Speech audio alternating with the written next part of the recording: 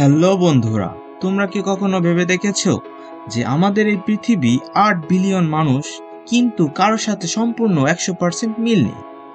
কেন এমন হয় সেটা কি কখনো ভেবে দেখেছো?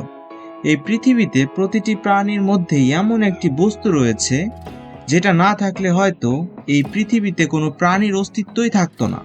সেই বস্তুটা হলো ডিএনএ। এই ডিএনএ বস্তুটা এতটাই ক্ষুদ্র, খালি চোখে একে দেখাই যায় না। আমাদের মানুষের শরীরে ১০০ ট্রিলিয়ন কোষ দ্বারা গঠিত, আর এই প্রতিটি কোষের ভিতরেই থাকে নিউক্লিয়াস। আর এই ডিএনএ নিউক্লিয়াসের ভিতরে থাকে। ডিএনএ পৃথিবীতে যত প্রাণী আছে কারোর সাথে সম্পূর্ণ মিলে না। 99.99% মিললেও ১০০% হয় না। যেমন গরিলা ডিএনএ মানুষের সাথে 99% মিল আছে, কিন্তু 1% মিল নেই। তাই গরিলার সাথে মানুষের এত ভিন্নতা। ডিএনএ হলো জীবের বংশগত বৈশিষ্ট্য ধারক ও বাহক। ডিএনএর গঠন একক হলো নিউক্লিওটাইড এবং লক্ষ লক্ষ নিউক্লিওটাইড এর দীর্ঘ পলিমার হলো ডিএনএ।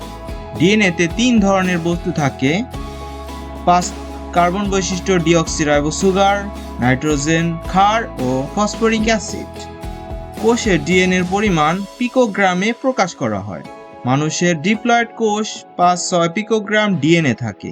আমরা যদি ডিএনএর গাঠনিক গঠন দেখি, তাহলে আমরা দেখতে পাবো ডিএনএ অণু দ্বিসূত্রক বিন্যাস, ডান থেকে বাম দিকে ঘোরানো সিঁড়ির মতো, যাকে বলা হয় ডাবল হেলিক্স। সূত্র দুটি দূরত্বে পরস্পর বিপরীতমুখী। ৫ প্রাইম থেকে ৩ প্রাইম, অপরটি ৩ প্রাইম থেকে ৫ প্রাইম হয়ে অবস্থান করে। সূত্র দুটি তৈরি হয় ডিঅক্সিরাইবো সুগার ও ফসফেট পর্যায়ক্রমিক সংযুক্তির মাধ্যমে। সূত্র দুটির মাঝখানে প্রতিটি ধাপে তৈরি হয় একজোড়া নাইট্রোজেন বেস দিয়ে। নাইট্রোজেন বেসগুলো হাইড্রোজেন বন্ধনী দিয়ে যুক্ত থাকে। ডিএনএ অণু সূত্র দুটি প্যাচের দৈর্ঘ্য 334 অ্যাংস্ট্রম।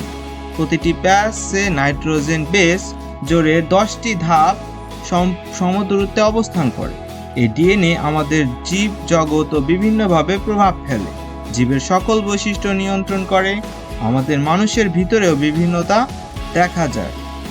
যেমন ধরো, কেউ লম্বা, কেউ বা খাটো, কেউ গৌরী, কেউ শ্যাম বা কৃষ্ণ বর্ণের হয়। এই বৈশিষ্ট্যগুলো সৃষ্টি হয়েছে ডিএনএর কারণে। শুধু বৈশিষ্ট্য নয়, আমাদের দেহের জৈবিক কার্যক্রম ডিএনএ নিয়ন্ত্রণ করে। আমাদের দেহের প্রোটিন তৈরি, আর প্রোটিন থেকে শক্তি উৎপন্ন হয়। এই প্রোটিন তৈরিতে প্রধান ভূমিকা রাখে ডিএনএ। ডিএনএ নিজে নিজে তার সংখ্যা বাড়াতে পারে, একে বলা হয় প্রতিলিপন বা রেপ্লিকেশন। আবার ডিএনএ থেকে আরও একটি গুরুত্বপূর্ণ উপাদান তৈরি হয়, সেটা হচ্ছে আরএনএ। এই ধাপের নাম ট্রান্সক্রিপশন। আরএনএ থেকে তৈরি হয় প্রোটিন। এই ধাপকে বলা হয় ট্রান্সলেশন। এর মাধ্যমে তৈরি হয় প্রোটিন। রেপ্লিকেশন, ট্রান্সক্রিপশন, ট্রান্সলেশন নিয়ে যদি ভিডিও লাগে কমেন্টে বলবেন। এমন ইনফরমেটিভ ভিডিও পেতে চ্যানেলটি সাবস্ক্রাইব করবেন। ভিডিওটা ভালো লাগলে লাইক করবেন। ধন্যবাদ সবাইকে।